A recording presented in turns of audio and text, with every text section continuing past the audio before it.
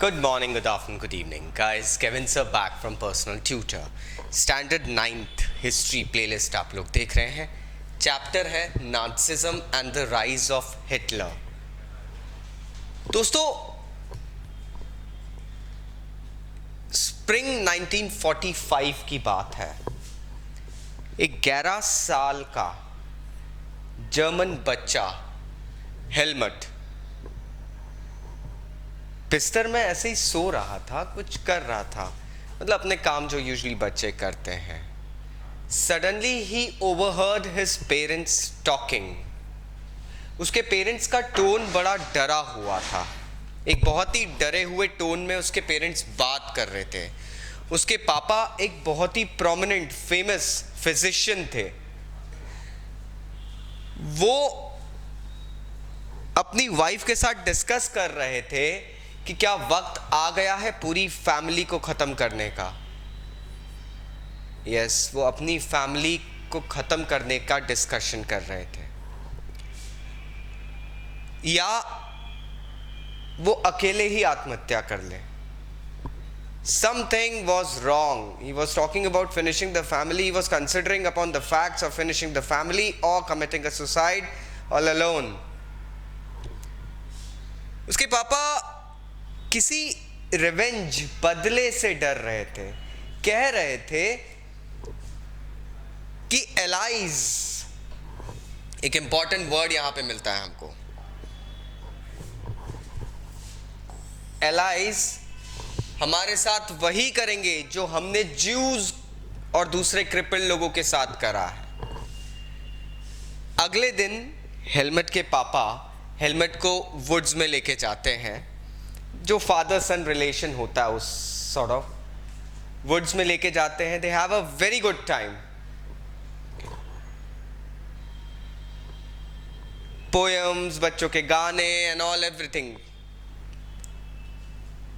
कुछ समय बाद उसके पापा अपने ऑफिस में खुद को शूट कर लेते हैं.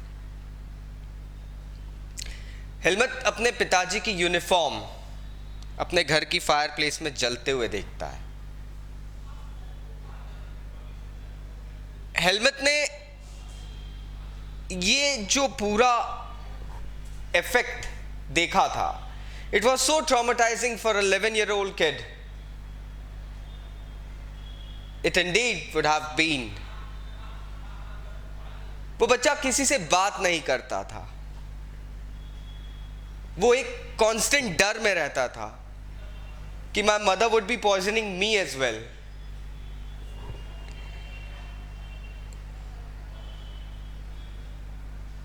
अब ये अगले साल, 1 साल, 2 साल, 3 साल नहीं, 9 साल तक चलता रहा. ठीक है, हेलमेट को पता नहीं था कि उसके पिताजी किस रीजन से ये सारी चीजें कर रहे हैं. क्या इशू है that his dad had committed suicide. He never knew what exactly being a Nazi was or what exactly meant to support Adolf Hitler. Adolf Hitler का सपोर्टर बनना क्या होता है.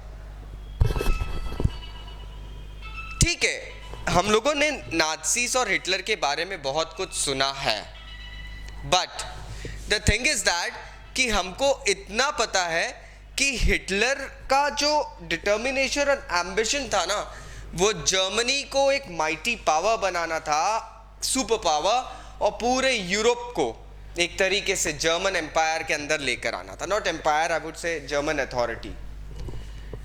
लेकिन हाँ ठीक है, इसके लिए उसने ज्यूज को भी किल करा, और वो जरूरी था, because his ambition could not have been completed without genocide.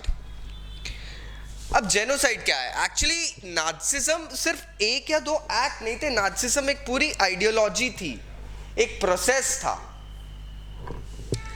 एक स्ट्रक्चर था, जिसमें पॉलिटिक्स भी थी, जिसमें वर्ल्ड इकोनॉमिक्स भी था, रिसर्चेस भी थी, बहुत सारी चीजें थी नाज़िज़्म के अंदर.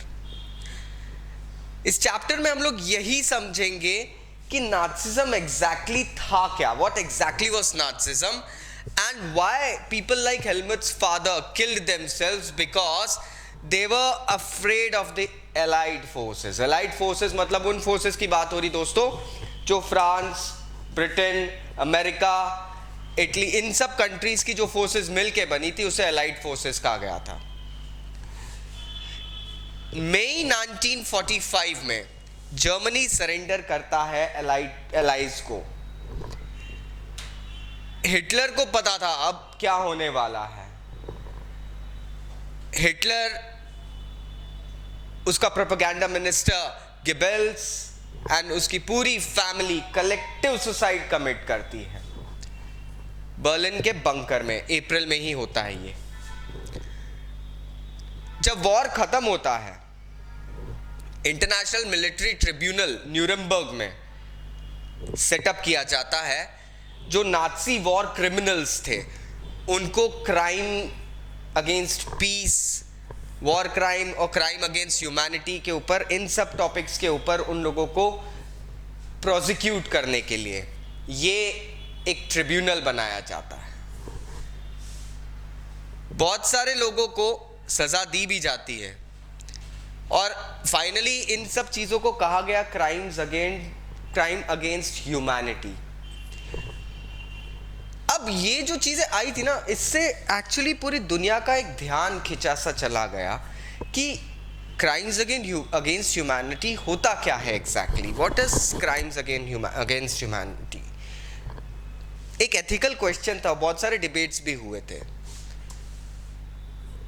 अब इसको समझते हैं। एक्चुअली सेकेंड वर्ल्ड वॉर की शेड में, सेकेंड वर्ल्ड वॉर की आड़ में जर्मनी ने एक जेनोसाइडल वॉर शुरू कर दिया था। Genocidal war, what exactly is genocidal war? Genocide is killing at a mass level, genes. Genocidal war is killing people belonging to a specific ethnic group, एक जीन को बिलोंग करने वाले लोगों को मारना, that is genocidal war. Now that was happening. लोगों का अगर हम नंबर देखें ना तो वो नंबर बहुत ज्यादा शॉकिंग निकलेगा। 6 million Jews, 6 million Jews, 200,000 gypsies, 1 million Polish civilians, 70,000 Germans जो कि मेंटली और फिजिकली अनफिट समझे जाते थे। मतलब if you are not fit you are not worth to live, ये मेंटालिटी थी। इसके अलावा पॉलिटिकल ओपोनेंट्स और कितने लोग जो भी रिजाइम के अगेंस्ट में जा रहे थे उन सभी लोगों को किल कर दिया जाता था। If you add up this number it really goes ahead, it crosses almost 7.5 million people. 7.5 million people were killed. अच्छा, नाज़ीज ने ना कुछ अनप्रेसिडेंटेड तरीके इन्वेंट करे थे to kill people. It wasn't a sudden death. It was a mechanized death. Gas chambers बना के रखे थे, कॉन्सेंट्रेशन कैंप्स बना के रखे थे ऑस्विच में, फेमस प्लेस ऑस्विच. प्रोबेबली अगर हम बात करें तो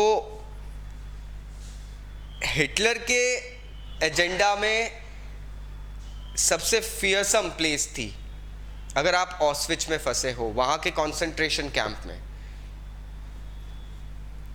नाज़ी रिजाइम का प्रोबेबली सबसे बड़ा कॉन्सेंट्रेशन कैंप ऑस्विच में ही सेट हुआ था.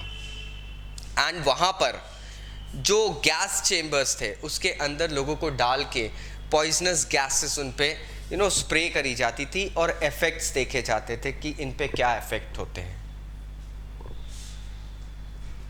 न्यूरमबर्ग ट्रिब्यूनल ने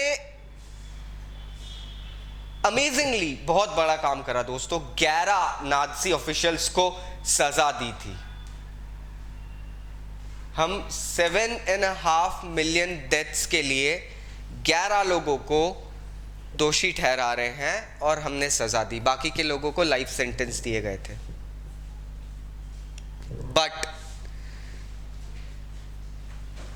ये पनिशमेंट जो था, actually this punishment was very much short against what the Nazis had committed.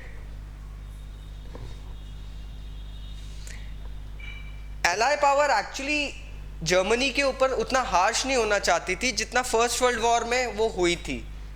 Allied power ये भी सोच रही थी कि जर्मनी ने ये जो रिट्रीब्यूशन दिया है ना, ये फर्स्ट वर्ल्ड वॉर में जो जर्मनी के साथ हुआ था उसका रेपरकशन हो सकता है, और अगर इस बार हम लोग जर्मनी के साथ में और स्ट्रिक्ट हुए तो बाप रे, ऐसा नहीं हो कि कुछ सालों बाद जर्मनी एक और बार इससे भी बहुत ज़्यादा पावरफुल बन के हमारे सामने आके खड़ा हो जाए, हम उसको डील नहीं कर पाएंगे।